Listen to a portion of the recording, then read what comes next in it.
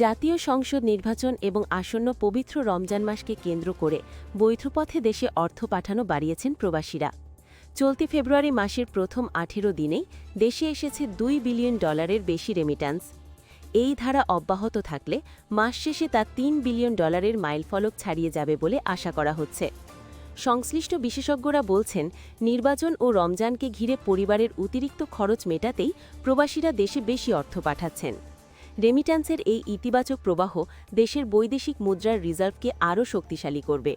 বাংলাদেশ ব্যাংকের তথ্য অনুযায়ী চলতি বছরের জানুয়ারি মাসে প্রবাসীরা পাঠিয়েছেন $3.17 বিলিয়ন মার্কিন ডলার, দেশের ইতিহাসে একক মাস হিসেবে যা তৃতীয় সর্বোচ্চ।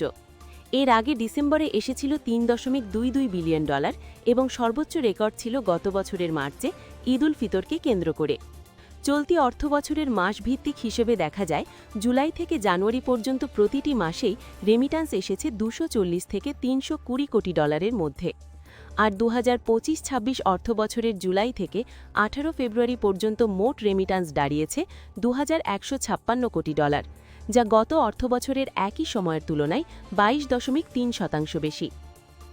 বাংলাদেশ ব্যাংক জানায়, 17 ফেব্রুয়ারি পর্যন্ত দেশের মোট বৈদেশিক মুদ্রার রিজার্ভ দাঁড়িয়েছে $34.54 বিলিয়ন।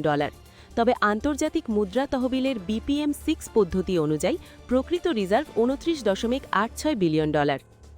ব্যাংকার ও অর্থনীতিবিদদের মতে, রাজনৈতিক পরিবর্তনের পর অর্থ পাচার কমে আসা, হুন্ডি ব্যবসার প্রভাব হ্রাস এবং ব্যাংকিং চ্যানেলে ডলারের বিনিময় হার স্থিতিশীল থাকায় প্রবাসীরা এখন বৈধ পথেই অর্থ পাঠাতে আগ্রহী হচ্ছেন।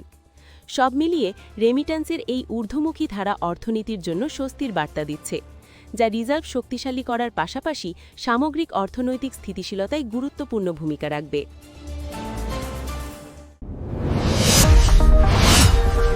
Subscribe now for daily news and updates.